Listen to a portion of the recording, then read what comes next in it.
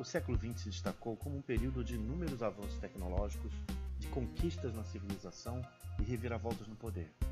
Foi no século XX que surgiu a fissão nuclear que nos permitiu lançar a primeira bomba atômica.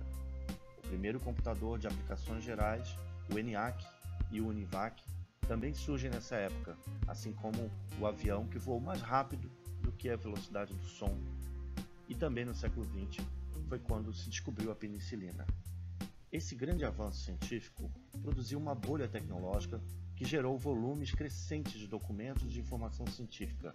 Esse fenômeno ficou conhecido como explosão da informação.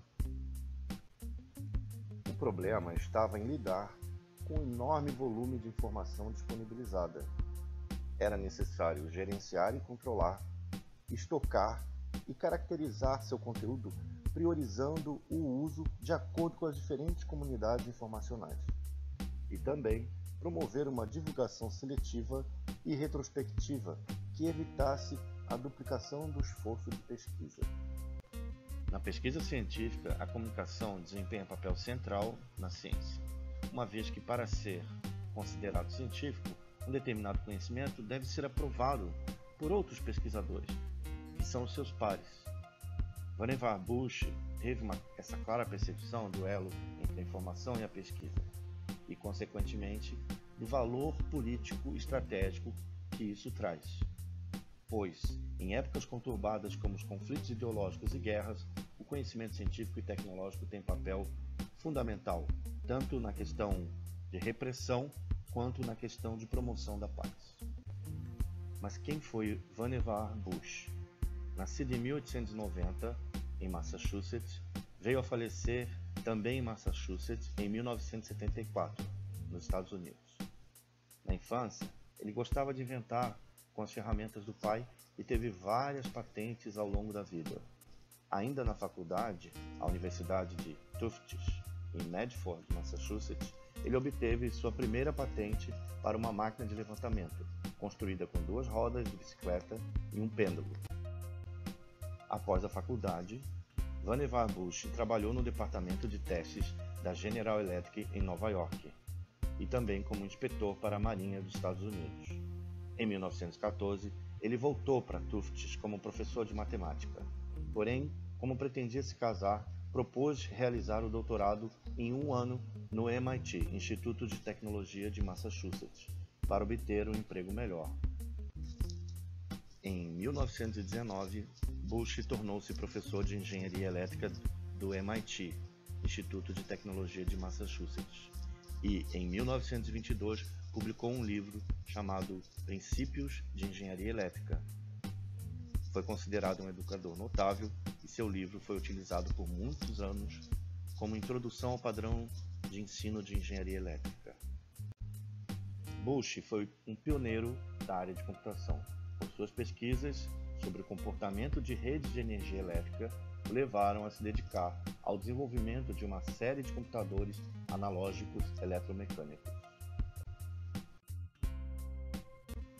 Em 1939, após o início da Segunda Guerra Mundial na Europa, Bush e outros membros da Comissão de Auxílio Científico para a Aprendizagem estavam preocupados com a falta de preparação tecnológica dos Estados Unidos e tiveram a oportunidade de discutir o assunto.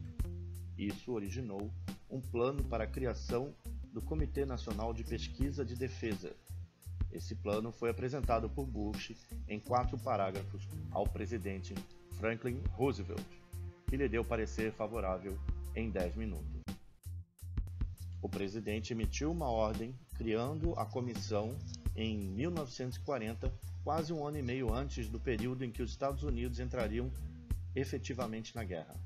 Posteriormente, foi criado, em 1942, o Escritório de Pesquisa e Desenvolvimento Científico, tendo Bush como seu diretor. Os líderes militares da época acreditavam que a guerra tinha de ser travada com armas já existentes, porém Bush acreditava que a Segunda Guerra Mundial seria vencida por meio de avanços na tecnologia, crença que ficou comprovada. Em relação ao desenvolvimento da bomba atômica, o governo exigiu a construção de laboratórios próprios e ficou evidente que um programa mais complexo seria necessário. Bush então iniciou o Projeto Manhattan e garantiu que esse projeto recebesse prioridade nos níveis mais altos do governo. Através desse projeto de pesquisa, produziu suas primeiras bombas atômicas usadas durante a Segunda Guerra Mundial.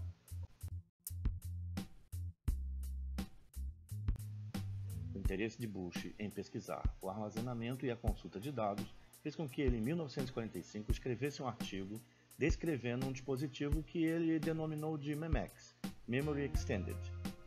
Consistia num sistema onde o pesquisador poderia ter acesso quase instantâneo a livros, microfotografados, periódicos e outros materiais, através de uma trilha mecanizada para auxiliar na busca de informações relevantes. Bush, neste artigo, ressaltou que tão importante quanto o registro seria a possibilidade de consulta dos mesmos, especialmente quando a finalidade fosse a investigação científica.